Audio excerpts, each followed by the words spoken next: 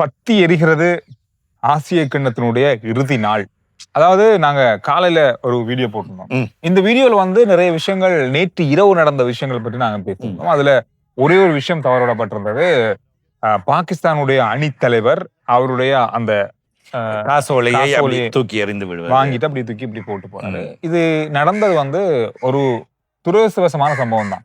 இல்ல, இது முற்றுமுழுதாக பிழை. இது எப்படி நான் பார்ப்பேன்னு சொன்னால், சாதாரணமாக தூக்கி எறிய மாட்டார்கள். இப்படி கையில யாராவது அதை வாங்குவாங்க, கொடுத்துட்டு போவாங்க. அவர் அதுல நடந்து கொண்டது, தண்டபாடுல போறார், திருப்பி வாரார், வந்து வாங்குறார், அங்க என்ன நடக்குதுன்றதுலயே அவர் இல்ல.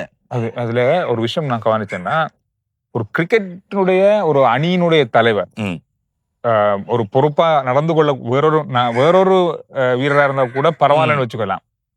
ஒரு பொறுப்பா நடந்து கொள்ளக்கூடிய ஒரு அணியின் தலைவர் ஏற்கனவே ஏகப்பட்ட பிரச்சனைகள் போய் கொண்டிருக்கு. இந்த காசோலை கொடுத்தது வந்து இந்தியாவை சேர்ந்த ஒருத்தரும் கூட இல்ல, பங்களாதேஷ். அதோடு அவர்களுடைய அமைச்சர், பாகிஸ்தானின் அமைச்சர், இப்பொழுது சர்ச்சைகளை கிளப்பிக் கொண்டிருக்கின்ற ACC தலைவர் அவர் தான் நினைந்து கொடுக்கின்றார். ரெண்டு பேரும் தான் கொடுக்குறான். அப்படி இருந்தும் அதை தூக்கி வீசுறது அப்படின்றது மிகப்பெரிய ஒரு சர்ச்சையை ஏற்படுத்தி இருக்கிறது. நம்ம இரவு அதை தேடும் போது எங்களுக்கு கிடைக்கல. அது காலையிலேயே எங்களுக்கு பதிவு செய்யும் போது, நாங்கள் விடிய காலை பதிவு செய்யும் போதும் அதை ஊர்ஜிதப்படுத்தாமல் அதை சொல்லக்கூடாதுன்றதுக்காக நாங்க அதை காலையில சொல்லல. அதை மட்டும் தூக்கி வச்சுட்டு ஓகே நாங்க வீடியோ தேடினாவும் கிடைக்கல. பெரிய அளவான அந்த இறுதி போட்டியினுடைய அந்த நிகழ்வுகள், பெரிய வீடியோ இழுத்து எங்க பார்த்தாலும் எங்களுக்கு கிடைக்கல.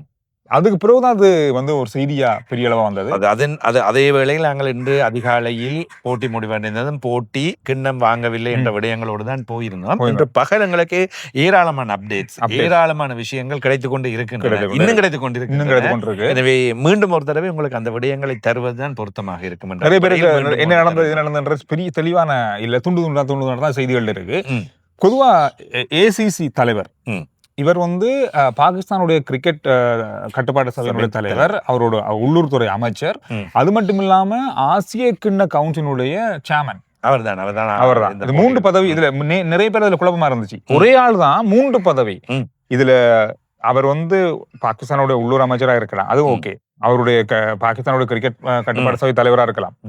ஆனாலும் அவரு ஆசிய கிண்ண ஆசிய cricket council, Asian cricket council என்று சொல்லலாம், ஆசிய கிரிக்கெட் சம்மேளனம் அப்படின்னு சொல்லலாம். அதனுடைய தலைவரா அவர் நடந்து கொள்ளல அப்படின்றது மிகப்பெரிய ஒரு குற்றச்சாட்டு. இதை நான் கடந்த செவ்வாய்க்கிழமை, அதாவது அந்த கடந்த செவ்வாய்க்கு முதல் செவ்வாயிலேயே நான் சொன்னேன். அதாவது எப்பொழுது பாகிஸ்தான் அந்த போட்டிக்கு தாங்கள் வரமாட்டோம் என்று தெரிவித்தார்களோ அன்றே அவர் சரியான தலைவராக நடந்து கொள்ளவில்லை.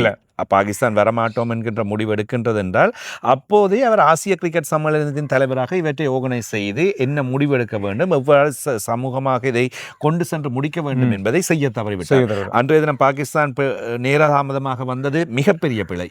அதாவது ஐக்கிய அரபு அமீரகத்துக்கு செய்த மிகப்பெரிய துரோகம். அதாவது அவர்கள் தான் போட்டி ஏற்பாட்டாளர்கள். அன்றைய தினம் அவர்களோடு தான் போட்டியில் மோத போகின்றார்கள். உண்மையில் குறிப்பிட்ட நேரத்தில் ஒரு அணி ஒரு மைதானத்துக்கு வர வேண்டிய நேரம் இருக்கின்றது. அதற்கு நீங்க வராவிட்டால் எதிரணிக்கு வெற்றி. அன்று ஐக்கிய அரபு அமீரகத்துக்கு வெற்றி வழங்கி இருக்க வேண்டும். எனவே அன்றும் பிழை நடந்திருக்கின்றது. எனவே தொடர்ந்தும் இவர் செய்கின்ற இந்த பிழைகள் தான் இன்று வரை பூதாகரமாக செல்கின்றது. இப்பொழுது சந்துரு, இன்று விடிய அல்லது நேற்று பரிசளிப்பு வைபவத்தில் இந்தியா அவரிடம் வாங்க மறுத்து விட்டது என்றால் அந்த இடத்தில் உடனடியாக அவர் சமயோசனமாக செய்து அங்கே நின்ற இன்னொருவரை வைத்து அந்த கிண்ணத்தை கொடுத்திருக்க வேண்டாம். அதை விட்டு தானே வரவன்னு இருக்காரு. அதை கொடுக்க வேண்டாம். அது கிண்ணத்தை தூக்கி கொண்டு போய் தண்ட ஹோட்டல் ரூமுக்கு கிண்ணத்தை மெடல்ஸையும் எடுத்து கொண்டு போயிட்டு உங்களுக்கு கிண்ணம் இல்லை, நீங்க தோத்தாங்கோலின்னு சொல்றது எனக்கு விளங்கவே இல்லை. அதுல ஒரு விஷயம், நான் ஒரு செய்தியை பார்த்தேன். அதாவது இந்த பிரச்சனை வந்து போன கிழமையிலிருந்தே நடந்து கொண்டிருக்கு.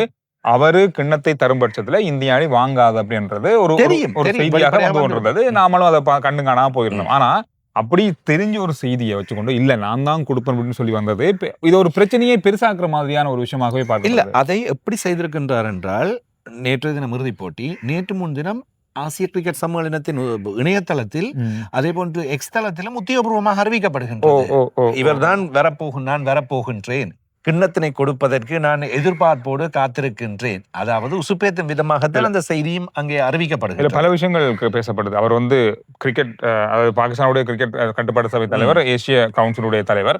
இது இவர் இந்த தலைவரா கொடுத்திருந்தா நடந்திருக்கிறது வேற. அதாவது இது வந்து பொதுவாவே சொல்லப்போனா அது அந்த கட்டுப்பாட்டு சபை அது பாகிஸ்தான் இருந்தாருன்னா பங்களாதேஷ். ஆனா அவர் ஒரு அமைச்சரா இருக்கிறாரு, பாகிஸ்தானுடைய அரசாங்கத்துல அமைச்சரா இருக்கிறதா இங்க பிரச்சனையே. இந்தியாவும் அதைத்தான் சொல்கிறோம். நாங்கள் ஆசிய கிரிக்கெட் சம்மேளனத்திடமோ அல்லது பாகிஸ்தானியரிடமிருந்து வாங்குவதையோ மறுக்கவில்லை.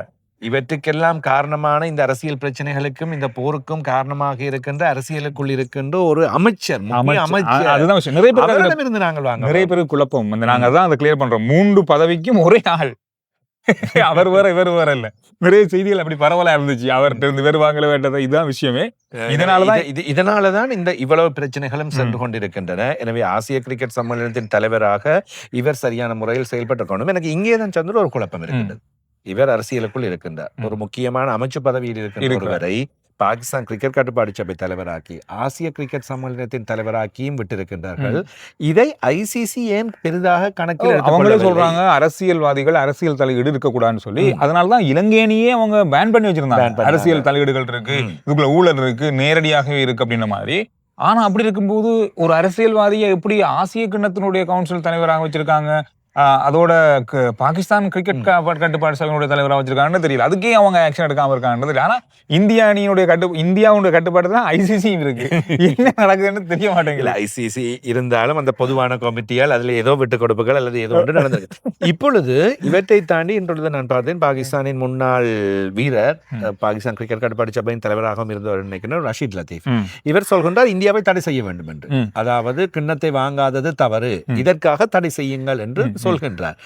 ஐசிசி இதை நடவடிக்கை எடுக்க வேண்டும். ஆனால் அவரே சொல்கின்றார் ஐசிசியின் பொறுப்புகள், ஐசிசியின் முக்கிய பதவிகளில் எல்லாம் இந்தியர்கள் இருக்கின்றார்கள், அதை எடுக்க முடியாது என்று. எனவே அப்படி எடுப்பதாக இருந்தால் பாகிஸ்தானை தடை செய்ய வேண்டும். முதல்ல உண்மை சொல்ல வராம விட்டதுக்கு எங்களையே தடை செய்ய போனா பாகிஸ்தான் தான் அந்த கை கொடுக்கிற பிரச்சனையை ஒரு அளவு தீர்த்தாலும் அதுக்கப்புறம் சீண்டியது வந்து அதிகமா பாகிஸ்தான் அணி. இந்தியா பாகிஸ்தானின் 2வது போட்டியின் பொழுது இந்திய அணியினர் தாராளமாக வந்து சுமூகமாக பெரிய அளவில் எவற்றையும் காட்டவில்லை, ஆக்ரோஷங்களை காட்டவில்லை, விளையாடிவிட்டு போனார்கள். ஆனால் சைகைகளை காட்டியது, சமிக்கைகளை காட்டியது 2வது போட்டியில் பாகிஸ்தானியர்கள். அதன் பின்னர் தான் ஏராளமான கருத்துக்கள். எங்களுடைய இந்த ஆசிய கிரிக்கெட் சம்மேளனத்தின் தலைவர் இவர் பல கருத்துக்களை வெளியிட்டது தொடர்ச்சியாக சீண்டுமுகமாக வந்தது. இறுதியில் இன்னும் பற்றி எறிவதற்கு காரணமாக அமைந்தது இந்திய பிரதமர் நரேந்திர மோடி அவர்கள் காலையில் எக்ஸ் தளத்தின் மூலமாக வாழ்த்து தெரிவிக்கின்றார். அதில் கிட்டத்தட்ட அந்த காஷ்மீர் தாக்குதலுக்கு ஒரு பதிலடியாக கிரிக்கெட் மூலமாகவும் வெற்றி கண்டிருக்கின்றோம் என்று சொன்னதும் அதே ட்வீட்டை மீண்டும் ரீட்வீட் செய்து அதற்கு மேல் பல விடயங்களை எழுதி இராணுவத்தின் வெற்றி சம்பந்தப்படுத்தி எல்லாம் எழுதி கிரிக்கெட் ஸ்பிரிட் ஆஃப் கிரிக்கெட் எங்கே போகின்றது என்ற பல சீண்டல்களை செய்திருக்கின்றார். இதன் மூலமாகத்தான் இந்திய மக்கள் இன்னும் கொதித்தெழுந்து போனார்கள். அவர்களுடைய பிரதமரையே இவர் சீண்டுகின்றார். இன்னும் மீண்டும் இந்திய மக்கள் அதிகமாக கொதித்தெழுந்து இப்பொழுது பாகிஸ்தானியர்களை வைத்து செய்து கொண்டிருக்கின்றார்கள். பாகிஸ்தான் ஆனா இந்த பிரச்சனை நிச்சயமாக மிகப்பெரிய பிரச்சனையாக செல்ல போகிறது. பாகிஸ்தானும் நிறைய பிரச்சனைகளை எதிர்கொள்ள வேண்டி வரும். அதே போன்று சூர்யா சொல்லியிருந்தார், தனிப்பட்ட ரீதியில் இதில் கிடைத்த வருமானத்தை நான் பஹல்காமில் உயிரிழந்த அல்லது அந்த இராணுவத்தினருக்கும் அதில் பாதிக்கப்பட்டவர்களுக்கும் நான் வழங்குவேன். இந்த டூர்னமெண்ட்ல வந்த அவ்வளவு ஊதியத்தையும் அவர் அவங்களுக்கு கொடுக்கணும்னு சொல்லிருக்காரு. இப்பொழுது என்ன நடந்தது? பாகிஸ்தான் அணியின் தலைவர் சல்மான் அகா அவர் அதே போன்ற ஒரு கருத்தினை மீண்டும் சொல்கின்றார். இன்னும் ஒரு அந்த போர் நடந்து கொண்டிருக்கு தான் இந்தியா பாகிஸ்தான் போருக்காக பாகிஸ்தான் சார்பாக பாதிக்கப்பட்ட இராணுவத்தினருக்காக தான் தன்னுடைய ஊதியத்தை தங்களுடைய பாகிஸ்தான் அணியின் மொத்த வருமானத்தை தாங்கள் வழங்குகின்றோம். எனவே இது அங்கே இங்கே என்று மீண்டும் முடிக்கிற மாதிரியே இல்லை. இதை இப்பொழுது முடிப்பாமல் இதை இழுத்துக்கொண்டு போறது பாகிஸ்தான் பக்கமாக எனக்கு தென்படுகின்றது. எனவே இவை முடிந்துவிடும் அல்லது ஓகே சரி இது ஆசிய கிண்ணத்தில் இந்த பிரச்சனை முடிந்து விட்டது, ஃபைனல் முடிந்து விட்டது, கிண்ணத்தை கொண்டு போய் விட்டார்கள் என்றது ஓகே. அதே போன்று இப்பொழுது நேற்று புதிய இந்திய கிரிக்கெட் கட்டுப்பாடு சபை உருவானது. புதிய தலைவர் செயலாளர் ஏற்கனவே இருக்கின்றனர். அவர்கள் அறிக்கை விட்டு விட்டார். இன்றைய தினத்தும் அந்த கிண்ணத்தினை உடனடியாக எடுத்துச் சென்றது போன்று இந்தியாவுக்கு அனுப்பி வைக்க வேண்டும். இல்லாவிட்டால் அது இலங்கைக்கு அனுப்பணும்.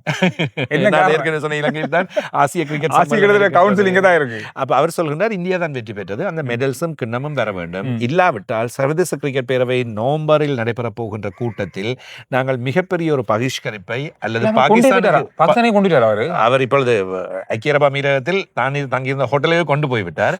அதுக்கு பின்னர் என்ன நடந்தது கொண்டு போக முடியும். அதுதான் அடுத்த பிரச்சனை. அதாவது அவருக்கு வாங்கலன்னா அவர் அங்க எங்கேயா வச்சுட்டு போயிருக்கோம். சம்மேளனத்துக்குரிய சொத்து, அது அவருடைய தனிப்பட்ட சொத்து அல்ல, அவர் எடுத்து செல்ல முடியாது. அதை சரியான முறையில் செயல்படுத்தி இருக்க வேண்டும். எனவே இனி ஐசிசி அதற்கு என்ன நடவடிக்கை எடுக்க போகிறது? இப்போ அதுதான் ஆரம்பத்திலே சொன்னது. ஒன்று பாகிஸ்தான் விளையாடுவதற்கு தடை செய்ய வேண்டும், அல்லாவிட்டால் ரஷீத் லத்தீப் சொன்னது போன்று இப்பொழுது உங்களுடைய நாட்டின் தலைவர் கிண்ணத்தை களவெடுத்து கொண்டு ஓடியது போன்றுதானே இது. கொண்டு போய் நான் ரூமில் வைத்துக்கொண்டு, நீங்கள் தோத்தான் கோழிகள், கிண்ணம் எங்களிடம் இருக்கின்றது, வெற்றி பெற்றாலும் கிண்ணம் எங்களிடம் இருக்கின்றது, அதனால் நீங்கள் சாம்பியன்ஸ் இல்லை, நாங்கள் சாம்பியன்ஸ் என்று சொல்வது எந்தளவு முட்டாள்தனமானது, எந்தளவு கேவலமானது. இதைத்தான் கடைசியில் இப்பொழுது செய்து முடித்திருக்கின்றார். ஒரு விஷயம், இன்னொரு விஷயம், இந்த விஷயம் உங்களுக்கு தெளிவாக இருக்கும் நான் நினைக்கிறேன். தெளிவாகவே இந்த விஷயம் இருக்கும். பல விஷயங்கள் காலையில நிறைய பேருக்கு தெரியாம அப்டேட் ஆகாம இருந்தது.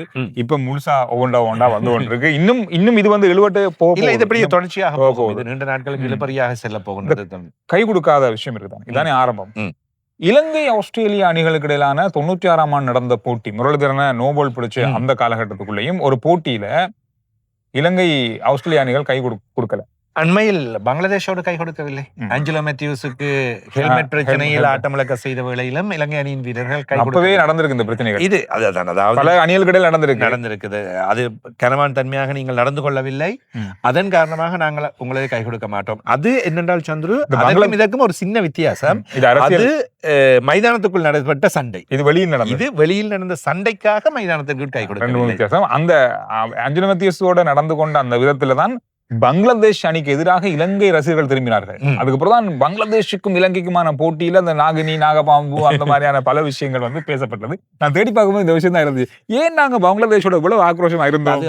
ஆஞ்சலோ மேத்யூஸ்ல பிரச்சனைக்கு முதலில் தான் இலங்கையில் வைத்த ஒரு போட்டியை வெற்றி பெற்று அந்த முஸ்ஃபிகுர் ரஹீம் பாம்பு டான்ஸ் எல்லாம் இப்படி தலையில வச்சு இந்த ஆட்டம் எல்லாம் ஆடி அந்த விஷயங்கள் செய்ததில் தான் அந்த ஒரு பழி தீர்க்க வேண்டும் என்கின்ற ஒரு எண்ணம் இருந்தது.